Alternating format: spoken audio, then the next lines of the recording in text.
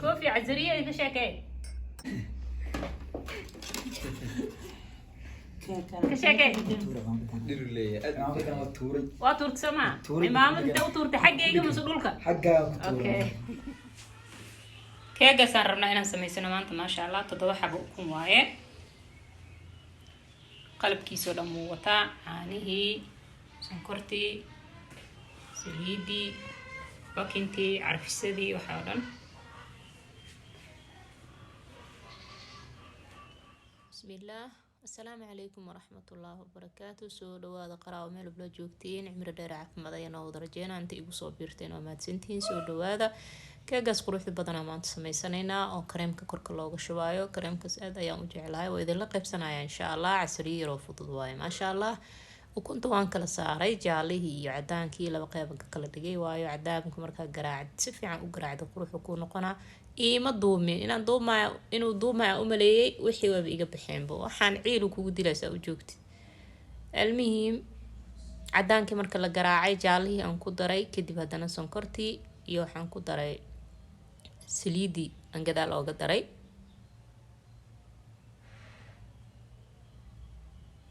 intaas markay isku garaacmaan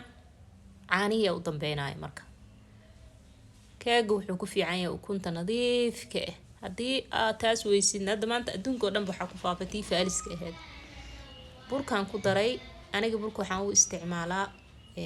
geedkan yarka ee 100 miligram ayaa ku qoran afartiis aan hadda u isticmaalay inta kale way cabirnaayeen laakiin kan afartiis aan u isticmaalay 100 miligram waaye markaas keegii waa ku shubay waan ku xareeyay waxaan u geynayaa 250 u geeyay dhaqso ay igu soo kacdo kadib 200 aan geynaa markay aad u kululaato 250 aan geeyay saasuu noqday keegii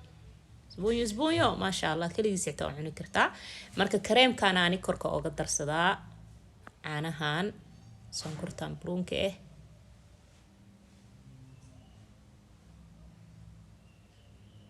aan isku kariyay markaan ku shubaayay xitaa inuu duumayo u maleynayay balse iima duumin laakiin kareemkan aan korka uga daray aad ayaan u jeclahay keega kale gurigeena 2 bari iyo 3 bari waxbay gaaraan laakiin kan maalintii la sameeyo saacad guduud ku dhamaada ma sha Allah aad ayuu u macaan yahay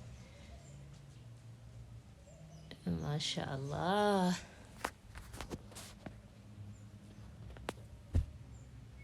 soo dhawaada